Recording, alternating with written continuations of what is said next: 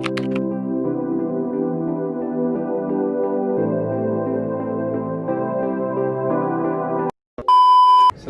warahmatullahi wabarakatuh. Para dulur, alhamdulillah pada hari ini pagi ini yang sangat cerah, alhamdulillah saya ngajak ini anak muda yang luar biasa, pengusaha muda yang alhamdulillah sekarang diberkahi oleh Allah insyaallah itu ya. Tapi hari ini kita tidak hanya cerita kesuksesannya, tapi bagaimana beliau ini jatuh kemudian bisa bangkit. Yuk kita ikutin. Nah, kenalan dulu.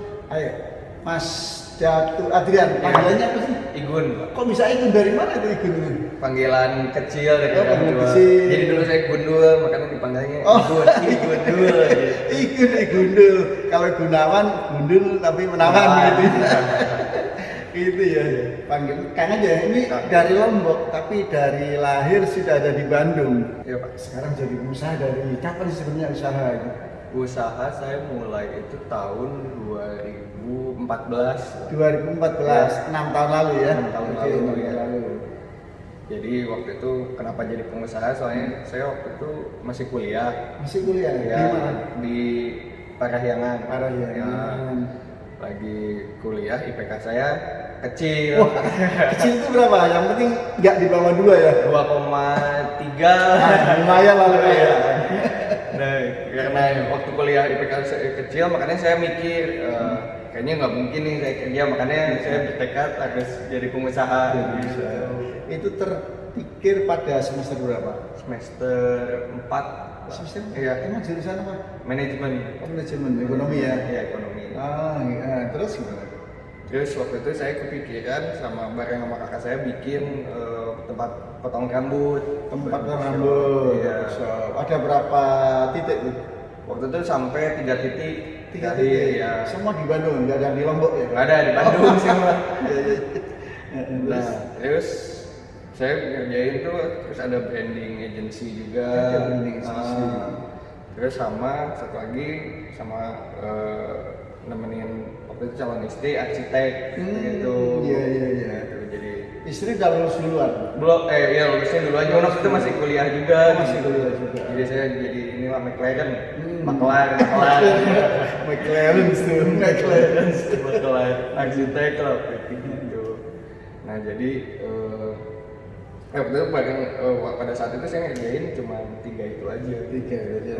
Sebagai McLaren tadi itu dapat proyek apa aja itu waktu itu? Waktu itu sempat Kaitan dengan arsitektur. rumah, terus kafe pernah, yang terakhir tuh ada satu tempat usaha gitu yang lumayan. Itu 2014 sampai tahun berapa? Sampai tahun 2017. Berarti sampai sudah nikah berarti ya? Saya nikah 2018. Oh, 2018. Oke. Nah, oke, terus gimana? Nah, terus waktu itu saya kan punya barbershop nih. Rencananya mau saya pindahin nih yang satu ke si tempat usaha yang tadi lagi saya bikin sama istri gitu.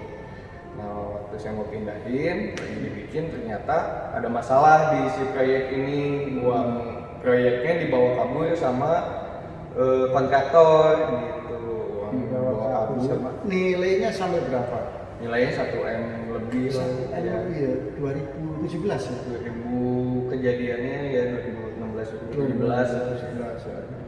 Nah, begitu tempatnya udah saya pindahnya dulu saya pakai barbershopnya dulu pakai kontainer, Pak. Nah, saya pindahin. Tapi statis ya, nggak mobile ya? Iya, statis. Jadi pakai kotak kontainer gitu. Saya pindahin, ternyata proyeknya mangkrak gitu. Jadi mau dibawa juga nggak bisa gitu. Nah, dari situ ngerembet ke usaha saya yang lain. Jadi akhirnya singkat cerita tuh waktu itu bangkrut gitu. Udah ketipu, bangkrut lagi. Sudah jatuh, tertimpa tetangga. Iya. Udah gitu, saya kan waktu itu ada branding agency juga. Nah, di situ biasanya dulu saya nanganinnya klien-kliennya tuh brand-brand hijab gitu. Makanya saya dapat ilmu dari sana. Saya ngobrol sama klien-klien, akhirnya saya iseng bikin brand itu. Pas saat itu iseng, yang brand ini dapat kerjaan cukup berat juga waktu itu. Saya harus nge-branding kota Bandung gitu. lagi nge-branding, ini lagi bangkrut, usaha ini lagi baru mulai. Nah, habis itu saya ya pusing, ya mungkin kecapean, akhirnya saya sakit tuh di sana. Sakit kena hati saya waktu itu apa ya, hepatitis A gitu ya. Sakit 2 bulan waktu itu totalnya. Nah, waktu masih sebulan sakit, saya datang tuh ke dokter, kenapa nih udah sebulan kok nggak sembuh-sembuh gitu. Ternyata kata dokter, kamu kayaknya terlalu banyak pikiran, coba kamu nggak mikir gitu. Jadi ini lagi bentar, ini menarik. Para dulur, ini menarik nih. Pertama tadi ditipu 1 miliar, kemudian usaha yang lain bangkrut, dan sekarang ditimpa lagi sakit, kena musibah berturut-turut. Nah, bagaimana beliau bisa bangkit dari keterpurukan semacam itu? Jadi waktu itu kebetulan saya mau nikah juga gitu. Waktu itu nikah itu butuh biayanya yang lumayan gitu buat saya. Saya mikir aja bisa nggak ya gitu, saya dapat segitu gitu. Emang waktu itu mau nikah itu planning acaranya besar gitu? Ya lumayan besar, ya di gedung lumayan besar lah gitu.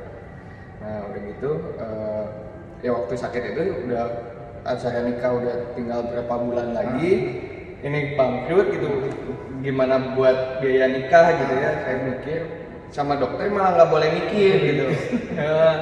Nah akhirnya waktu itu ya udah. Tapi dokter sudah tahu masalahnya begitu? Nggak tahu. Gitu. Pokoknya kata dokter pasti kamu banyak pikiran makanya nggak sembuh-sembuh. Nah kan udah saya coba, ya udahlah saya nggak mikir gitu, karena saya pengen cepet sembuh. Nah karena nggak mikir kan, jadi saya mau ngapain juga nggak ada kegiatan, nggak bisa mikir. Akhirnya saya di situ cuma bisa doa zikir di sana.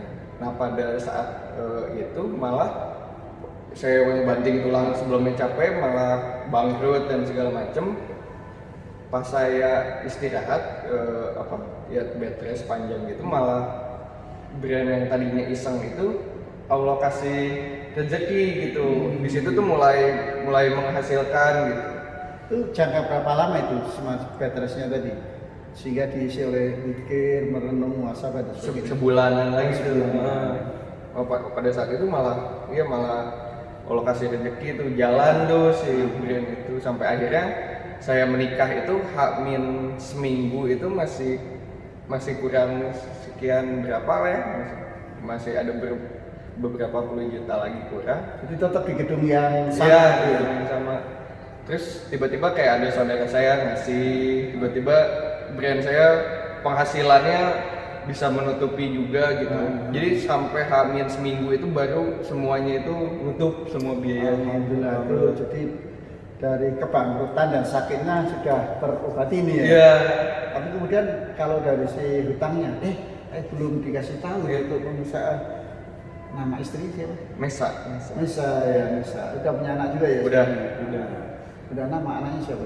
Namanya Datu Arzanka. Oh, biasa. Tadi waktu dalam kondisi tadi ya tertipu, bangkrut dan sebagainya, ini waktu itu masih jadi calon istri kan ya? Iya. Itu apa yang dia lakukan? Ya dia nyemangatin saya, terus bantu saya juga. Kebetulan saya yang buat brand ini juga bareng dia juga gitu. Jadi hampir setiap kegiatan bisnis saya waktu itu ada keterlibatan dia. Jadi dia bisa bantu backup juga gitu waktu saya sakit. Nggak ninggalin, modal kalau mikir 1M ini, kalau 1M gimana ini, saya malah usaha kayak gini habis ini untuk bayar utang yang ya, terus gimana? Kalau buat yang masalah beresin itu untungnya waktu itu karena memang bukan kesalahan saya juga gitu, karena emang saya memperlihatkan kalau saya tuh kerjanya yang benar, jujur, saya jelasin segala macem. Akhirnya beberapa pihak mungkin mengerti juga gitu, bisa ikhlas juga, ya Allah bantu saya juga gitu. Maksudnya beberapa pihak, apakah itu orang tua atau calon mertua atau siapa? Itu ya kayak yang punya lahan, yang kayak gitu itu semua alhamdulillah ada yang ikhlas, ada juga yang memang harus saya ganti juga biayanya gitu. Sekarang usahanya apa aja? Sekarang saya fokus di fashion aja Pak. Fokus di fashion, brandnya apa? Ada DIA, ada DIA. Oh baca DIA bukan DIA bukan ya? Ya nggak apa-apa, mau DIA. Ada DIA itu ada DIA Sus, ada DIA Size, terus kita ada brand lagi namanya Mes. Itu singkatannya, DIA itu singkatan? Enggak, jadi itu karena iseng, saya ngasih namanya juga iseng aja. Dapat dari mana inspirasinya? Biasanya kan ada filosofinya. Saya kreasi kue kebetulan ini. itu nama sepupu saya, jadi saya lagi inget.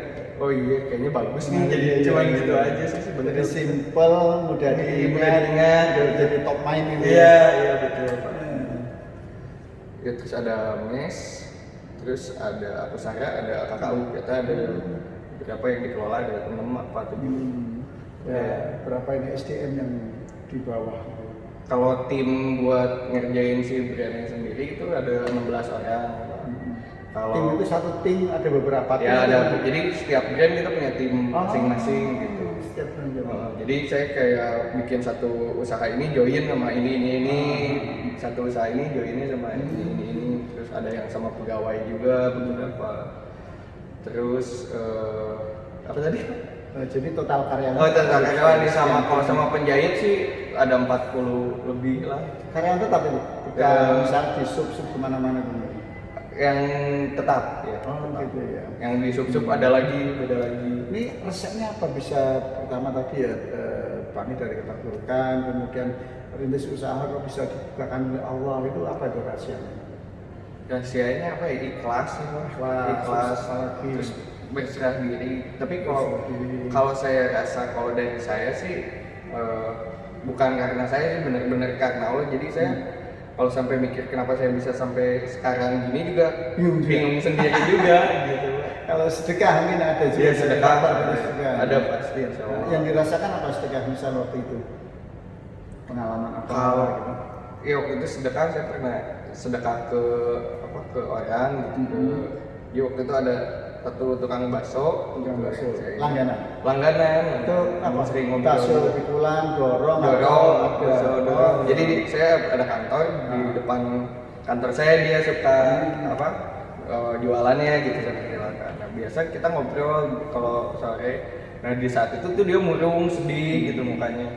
Terus nggak biasanya, karena nggak biasanya saya tanya kenapa nih mas. Terus dia cerita istrinya mau melahirkan hari itu juga, dia nggak punya biaya, makanya dia mungkin pusing gitu. Terus akhirnya karena pada saat itu juga waktu kejadian saya lagi bangkrut, saya nggak punya dana juga yang bisa menutupi itu. Akhirnya saya ajak teman-teman nih sekantornya, kita bantu nih, kasihan si emas. Berarti tahun berapa? 2017, 16? 16, 17-an lah. Nah udah gitu saya bantu dia, alhamdulillah lancar segala macem. Yang saya rasakan sih kayaknya waktu saya bisa sedekah itu Allah juga cukupin saya juga gitu. Iya, jadi ke orang lain tapi ngefek juga Iya, ke kami, ya. gitu. Yang saya rasain sih gitu sih Pak. Oke. Nah, sekarang untuk teman-teman nih, teman-teman yang baru mau usaha nih, terutama kaum milenial ya. Kadang-kadang kan bingung nih, nggak punya modal, nggak punya network dan sebagainya. Ini barangkali ada tips-tips khusus untuk teman-teman kita nih. Yang penting sih kalau modal usaha itu sebenarnya itu kita yakin, kita percaya, dan kita ya kita yakin kita bisa gitu. Terus kita yakin sama Allah bisa bantu kita kalau kita berusaha gitu. Soalnya yang saya alamin juga, saya kayak modal buat bikin brand ini tuh waktu itu cuma sekitar 2,5 juta aja. 2,5 juta ya? Iya, karena iseng juga gitu waktu itu. 2,5 juta, terus setiap saya bikin brand baru kisaran modalnya kurang lebih segitu juga. Dari Iya. segitu aja ya. Yang akhirnya bisa dibesarin. Digarap sendiri atau di misalnya kayak sepatu misalnya, kalau sepatu dibuat orang lain kemudian tinggal nempel. Enggak, jadi kita dari gambar, pemilihan bahan, semua kita pegang. Sendiri digarap sendiri dulu Iya. kan, gitu ya. Iya. Oh iya, luar biasa. Oke, barangkali juga resep-resep agar tahan banting dalam dunia usaha, karena kan di usaha banyak Iya. kompetitor juga ya, Iya, banyak pesaing, kemudian juga ada faktor-faktor yang kadang-kadang kita nggak nyadari tiba-tiba menjadi batu sandungan. Iya. Nah, resepnya apa nih agar tetap tahan banting? Ya kita tetap yakin dengan apa mimpi kita gitu. Kita terus berusaha untuk menggapai mimpi itu. Nah, para dulur, ini mimpi nih, dream, mimpi. Kita jangan sampai nggak punya mimpi, karena mimpi adalah langkah kita atau goal kita agar kita tetap ikhtiar, tentu dengan disertai doa ya. Terus ya intinya sih kita yakin sama diri sendiri aja gitu. Kalau kita bisa. Kalau ada masalah pasti selalu ada masalah, dan kita nanggepinnya masalah itu pasti ada ganjarannya yang lebih besar. Itu pelajaran kita, jangan sampai kita lakuin lagi gitu. Atau enggak pasti ada hal yang yang indah lah di balik masalah itu, kita yakini itu. Jadi kita nggak akan patah semangat, insya Allah kita bisa ikhlas. Oke Kang Igun. Ya Pak. Hatur nuhun pisan. Sama-sama. Bahasa Lomboknya apa nih hatur nuhun pisan? Oh saya juga ngerti. Wah ini luar biasa ini. Orang Lombok yang nggak tahu paham bahasa Lombok, Lombok. tapi tahu hatur nuhun pisan. Oke para dulur, alhamdulillah kita sudah memetik pelajaran dari beliau. Mudah-mudahan kita doain juga agar beliau sehat, Amin. sama istri, sama anak, dan usahanya juga makin sehat, Amin. bertambah, dan yang penting diberkahi oleh Allah. Amin. Agar apa yang sudah dimilikinya menjadi lebih besar lagi. Dan jangan lupa kalau mau usaha nekat, ayo langsung, ada dream, dan jangan ragu-ragu. Modal 2 juta ini, modal 2 juta setengah, tapi jalan dan makin besar. Ayo, jangan takut dengan modal sedikit ya. Terima kasih. Assalamualaikum warahmatullahi wabarakatuh. Waalaikumsalam.